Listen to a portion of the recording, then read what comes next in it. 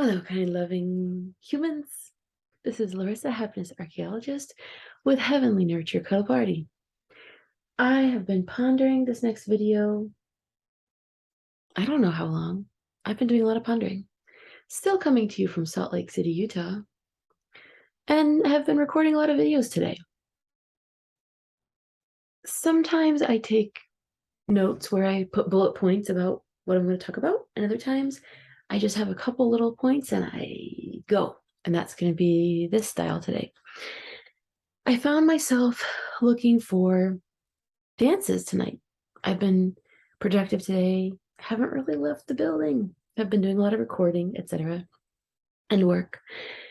And I thought, what if there's some country swing tonight or some other kind of dance that I've enjoyed doing?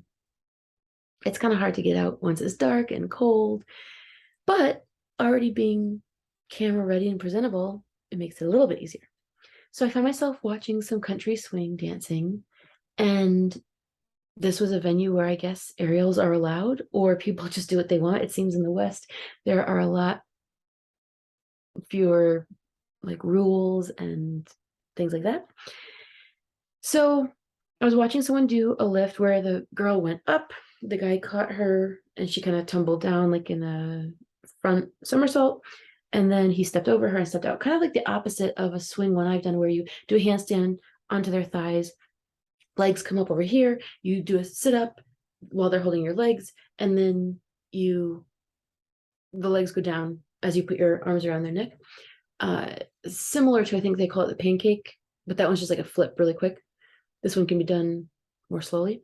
Anyway, this was the opposite. So I was thinking about how these people who are working together doing these lifts, that's not the first time they're doing them. They probably are established dance partners, and they likely learn these lifts, possibly with a spotter, ideally, or at least with some mats and padding, and they probably go through it slowly. Some people will do it in the pool so that the water will catch them if they fall, and they can also go through the motions more slowly and safely.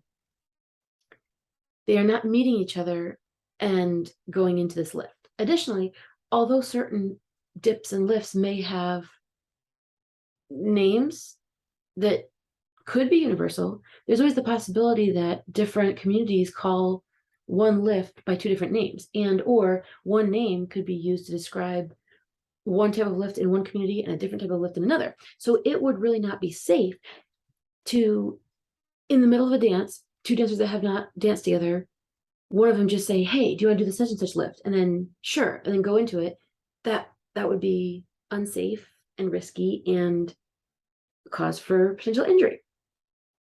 Now, still somewhat potentially dangerous, but not quite as much, are certain dips. I noticed at the dance I went to, some guys were dipping very non-consensually. Where I come from, not only is it an ambi dance community where everyone learns to lead and follow and everyone learns to ask everyone to dance, but we follow consensual dipping, where you ask the person if they're okay being dipped. I mean, whether they know a dip or not, just like with a dance, a really great leader can lead a follower into moves they've never done, because if the lead is clear, they can just do it if that's their first time. Similarly, with some dips, it's possible that a follower who has not done it before, if they consent to it, could be led into a dip. But there's a few issues that come up with dips that are less likely to come up in just dancing. In dancing, you kind of take care of yourself, your own weight, you're responsible for your own balance. Although if the guy starts spinning you a bunch of times, he kind of needs to be there to catch you in case you topple over. Similarly, with a dip, a lot of times some, most, or even all of the girl's weight is going to be on the guy. There are ones where he kind of has her across his lap and her feet come off the ground, in which case her full weight is on his lap while he's standing, but kind of squatting. That's also better to do when you are used to each other, and definitely needs consent, being asked, like, are you okay being dipped? And there must be ways of communicating it, like full weight lifted off the ground. I mean, there are some dips where probably the girl has most of her own weight, but if it's clear that it's okay, maybe then she could lift her feet off and give him more weight. But generally speaking, when we are taught lifts, the girl is going to support most of her own weight, maybe going into her own squat, and the guy is like holding her back or something. But I noticed in this community, the best dancer I danced with asked me, am I okay being dipped? Then there were guys where it feels like they are trying to rip your, not trying, but that they think force is how you lead, and that is not true.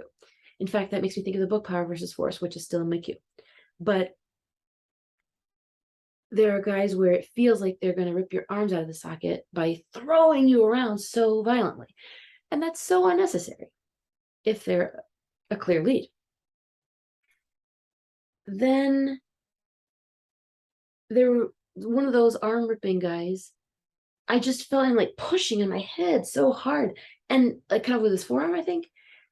I think he was trying to get me to dip without consent, without letting me know that's what he was doing, without warning, without anything. And that's not kind. That's forceful. That's without consent. That is pushing boundaries of all kinds. And it's dangerous on the dance floor for so many reasons. And all those things apply to people who are quite healthy. But another reason to need to ask about dipping is because you don't know who's got a bad back. What if they've had a surgery? What if they've got a metal plate in their back? There could be a lot of reasons someone is not willing or able to dip, no matter how fit they may look. And it's really important to ask.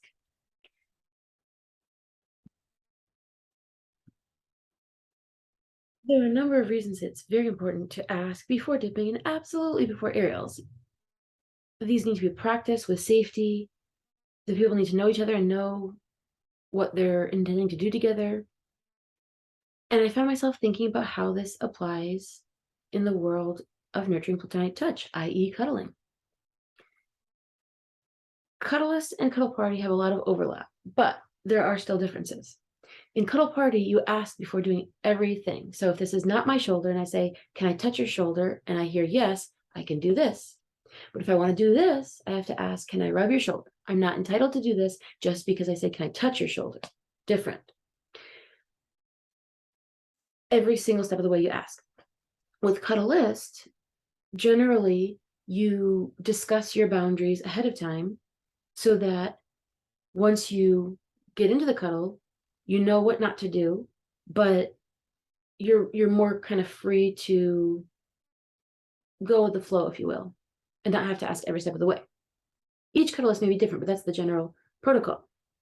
And since you make the agreement to speak up if either of you are uncomfortable, that means if someone, objective boundaries are things like, I don't ever want my hair touched, ever. Never like it. Don't like it being tickled, something like that. Just examples, not necessarily my boundaries. Subjective boundaries are something like, okay, even though sometimes I'm okay with my hair being touched, today I have a headache and I don't want my head touched at all, because that's something more temporary that applies to that session.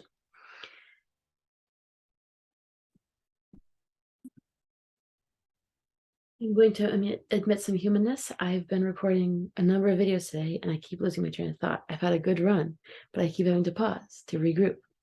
So I think I was talking about objective and subjective boundaries and discussing it ahead of time with Cuddlist. Similarly, with dance moves that are more complex, like dips and aerials that come with a higher degree of danger, it's important to discuss this ahead of time and not in the middle of a dance where you can't really hear over the music, ask someone, do you want to do this aerial? Certainly not aerials. And with dips, it depends on the complexity. A simple dip might be okay, but a more complex dip where you might be giving them all your weight, that's the other thing. People come in different sizes, and you could have a small, skinny guy that's a lot stronger than he looks, and he can take the full weight of a girl that is larger than she was when she was young. I have witnessed this, but you don't know the capabilities of the person you're dealing with to where you can trust that you'll be safe giving them a lot of your weight in the middle of a dance where you can't really hear each other and there's like really poor communication in the attempt to ask if they even ask. And just because you've seen them dip someone maybe even much larger than you doesn't mean it's going to be a safe experience. So this is why it's important to discuss these things ahead of time, where you can hear, maybe between songs at the very least, if not off the dance floor, if you want to do a few dances together, where it would make sense to put in that effort to have those communications and requests. Similarly, in the world of cuddling, we practice asking and figuring out what are we okay with. Sometimes we don't know we have a boundary until it gets pushed. That's sometimes where subjective boundaries come in. Maybe you didn't notice your head was bothering you until someone pushes on your temple or something. And that's where it's time to speak up about being uncomfortable. So what I might say is what we learn in Cuddle Party by trying things step by step, learning to speak up for ourselves, what we want, I would say is similar to established dance partners learning to do aerials together, step by step, in a class, with spotters, with mats, in a safe environment where disaster is less likely to happen. If they just get on the dance floor and try an aerial for the first time, not only can there be disasters of falling and disasters within themselves, but they can run into other people. It's one of the reasons it's not always safe to do aerials on a social dance floor, because you don't know who is about to spin right into your space. Because if they don't know you're doing an aerial, they might get close to you because they don't know you're about to be in the space that is not currently occupied. So I'm just noticing a lot of overlap and analogy between safety in dance and safety in interpersonal relating physically, etc. And I think as we learn more in one area, it can cross over to helping us in other areas. What we learn in dance can help us in cuddling. What we learn about boundaries in cuddling can help us in dance. And I think all that we learn in this can help us in life as we try to navigate, stay safe, communicate, figure out what we're okay with and what our boundaries are, and then learn to interact with others, to have connection and closeness, and maybe even increase world peace as we connect together. It may seem like a simple thing that just matters for a moment, but it really can expand out. Kind of like the, what is it, the butterfly effect, or the how things can ripple out to having much more impact than what it might seem from what's occurring in the moment. So these are some thoughts about how dance consent connects with cuddle consent, and how you can learn from different angles and different areas and arenas, and the value that can come in when you combine these different areas of learning.